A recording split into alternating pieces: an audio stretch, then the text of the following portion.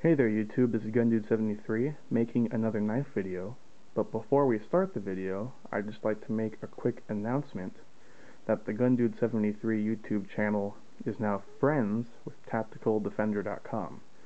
So stop on by his website, which is obviously TacticalDefender.com, and if you see anything you like and you're inclined to purchase it, I'm not by any means forcing you people to buy anything, I'm just telling you about it. And if you do so choose to buy something, you can use coupon code GD73, that's capital G, capital D, 73, and that gets you 10% off your order, which is very nice. So that's that. On to the knife video here. Today we're looking at a Kershaw, as you can see by the box. And on the box it says we're looking at the Scamp model 2710. The Scamp here's a knife. It's a very nice entry-level knife, I'd say. I'd say this is a viable option to something like the Spyderco Tenacious. It's a very well-made Kershaw. It's made overseas in China, and let's get to it. As you can see there, it says Kershaw on the blade. It has a black tie-nye coating, I do believe, which is very good at preventing slight rust, not heavy rust or anything like that. It's a nice looking knife, very matted, subtle. You can see the G10 scale here has some nice machining design, so it's not just plain G10. You can see it has those nice lines. And we looked on the back of the knife here. You can see the blade steel is 8CR 13 MOV, and we have a stainless steel side here with a frame lock. One thing that's nice with the Scamp off the bat is the pocket clip.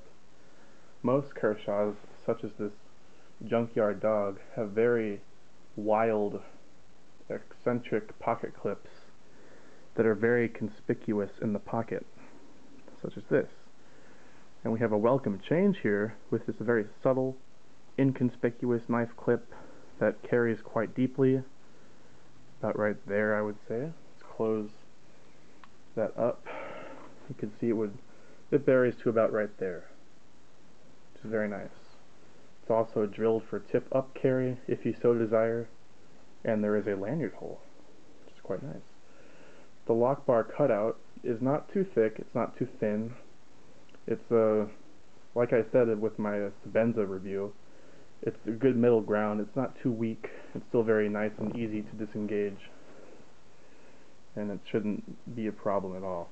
You can hear the nice tight lockup. Very tight, nice and thick frame on there.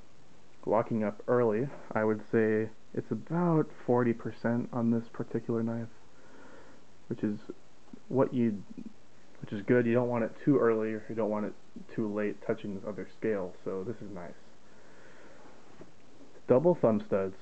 And one of my complaints with this knife is that the thumb studs are a little hard to use slowly. You kind of have to get used to it. But you can flick the knife out quite easily. I didn't have to adjust the pivot from the factory to do this. This is out of the box right here. Just how you'd receive it. It's nice and fast. The screws on this are all Torx, so you can service the knife if you do desire. You can take it apart. Being a frame lock, it shouldn't be too hard to take it apart and put it back together. Nice large pivot happening there, and smaller body screws down here with a stop pin. One nice thing is the fit on this knife. You can see it has a backspacer, which is made out of G10, I do believe. And you can see that between the G10 scale, the liner, the backspacer, and the frame, it's all very nicely fit. Some knives, the fit isn't all too good. You can, you can take your finger here and just rub it like that, and you could say, oh, I'm feeling something sticking up. This is nicely put together, so any hot spots in use, in this area at least, won't be an issue. Another little complaint is the stainless steel frame lock attracts a little bit of corrosion there, but I also have very acidic hands for whatever reason, so even my Sebenza here has some corrosion on it. It's not an issue. It's not going to eat away at the metal or anything like that. It's not super heavy rust. I wouldn't even call it rust. It's more just very light corrosion. It can come off really easily. I just choose not to because it would be there in a day. So I just let it sit there. So very nice knife, like I said. Good entry level. Very nice. So let's get some, and it did come very sharp out of the box. I have some paper here. Let's do a paper cut test. I know some people like that. Very sharp. That's effortless. Should cut the paper right there. Very effortless, and you could see some curls happening there.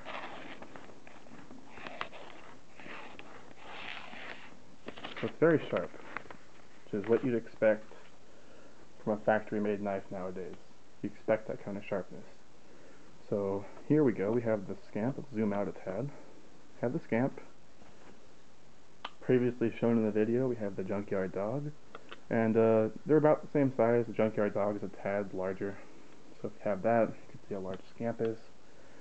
And on the smaller side here, we have the Essie Azula and the Chris Reeve small regular Sabenza on top. So you can see it's a good sized knife. You know, it's about 3.5 inch blade. So very good for EDC. And like I said, you can check out this knife and many other things at tacticaldefender.com, and if you so desire to purchase anything, you should use that coupon code GD73 and get 10% off your order. So that's that. That's the review.